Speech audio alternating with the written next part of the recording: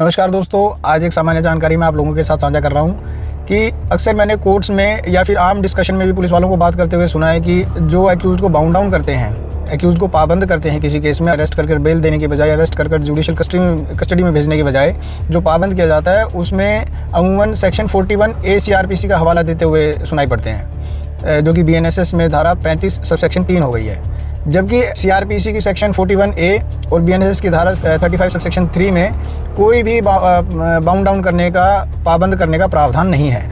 अगर किसी भी केस में आप एक्यूज्ड को विदाउट अरेस्ट पाबंद कर चार्जशीट करते हैं तो वो CRPC की धारा 170 सबसेक्शन 1 के तहत किया जाता है, जो कि BNSS में धारा 190 सबसेक्शन 1 हो गई है। तो कृपया चार्जशीट में भी कई बार मेंशन कर देते हैं इन्वेस्टिगेटिंग ऑफिसर्स की एक्यूज्ड को 41A CRPC का या 35(3) का नोटिस दिया गया है कि उसने इन्वेस्टिगेशन ज्वाइन करी, जो नोटिस की डायरेक्शंस की पालना करी, एक्यूज्ड का इंटरोगेशन रिपोर्ट बनाई, उसका डिस्क्लोजर लिखा और उनको 41A CRPC में पाबंद किया। जबकि ये पाबंदी,